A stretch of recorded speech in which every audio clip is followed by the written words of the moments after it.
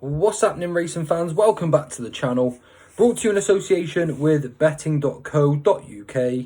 I'm Ginger Joe and I'm back again with one selection for you to take a look at on Thursday's race cards. I did actually have a list of about 4 selections for you, but this one's actually a bit of a standout selection, so I'm just going to bring you that one for tomorrow. Now, if you're new to my channel, please do hit that subscribe button. It helps me out a great deal. I really do appreciate the support as well, and we managed to come into this episode with some really nice winning selections on Wednesday. We had my big nap, which I advertised, managed to finish second at 10-1 by a length. That was the first selection of the day. A little bit gutted that he didn't get the job done. It was really close to doing so. We managed to back that up by having Paw win at 8-1. Eventually, I think went off at about 4-1, and then Maze Hill managed to win at 7-2 as well. So an 8-1 winner, a 7-2 winner, and then a 10-1 at second. So not too much of a bad day at the office, but I've got one strong selection for you to take a look at on tomorrow's race cards. But before I go on to give you those selections, just a little bit of a reminder: if you want to check out my column over on betting.co.uk,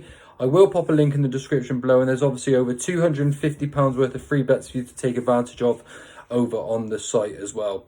Now, I've also got a free horse racing and golf group chat. Again, there's a link in the description below if you'd like to come over and join me there. That's always when my selections get posted first and foremost. And just for being a subscriber, you get to come and join me there free with my other members as well. And I give away free bets every single week just for being part of the action. So do come over and join in with all the fun.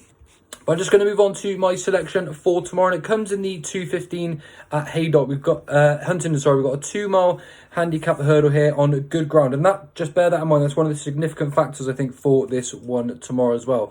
The selection is a horse called I Hope Star for Neil King. Jack Quinlan taking the mount on this one tomorrow. A really lightly raced 7-year-old who I just think about time is going to have conditions back in his favour just at the right time. He's looking like he actually could be about to peak at the moment. He won 2 bumpers under Bryony Frost, really good fashion, the best of which actually came over on good ground, but he was then given a year and a half or more actually off the track since then, maybe a niggling injury, but he's come back in really good form. He finished last in a novice hurdle at Kempton in a race that was won by Rare Edition, but he was unsurprisingly not going to win that day. But he did actually blow away the cobwebs on him that day, probably gave him a little bit of fitness, and then managed to run 3 really good placed efforts in his next 3 runs since. So after a year and a half off to run that first race to get peak fitness, he's then come on and run 3 really good races since then. The best piece of form I think that he actually had on offer there was when he finished second to Teddy Blue at Lingfield. That was over 2 miles, and Teddy Blue's come up against some really good horses as well. Night Salute was the best juvenile in Britain at one point. Teddy Blue actually pushed him all the way, going the same way around the track that time as well, and Teddy Blue's actually won some nice races since then as well. So it's actually some really good form. He was only 3 lengths behind him that day on his second start after a break, and then backed that up with 2 further really good placed efforts next time out, over 2 miles again. So I think this one's actually improving at the right time. But something I think very worth bearing in mind here is that all 4 runs since that break have actually come on good to soft or really soft ground for I Hope Star. But if you go back to look at his bumper form, his best performance was when he won his second bumper on good ground. He beat Thanks for the Help, who's a good horse for JP McManus and David Pipe now. And also a horse called Bombs Away, who's actually done pretty well for Ollie Murphy too. He beat them really well on good ground, travelled much better than he seemingly did on the good to soft ground and the softer ground. So unsurprisingly, I do actually think this one could come out and improve again this time tomorrow. And there's a few nice horses in this race above him in the market. They've got quite nice profiles, so I think this one may just go a little bit unnoticed. He's 11-2 at the moment to get the job done. A really nice gelding, still on the up. I think he could actually take all of the beating.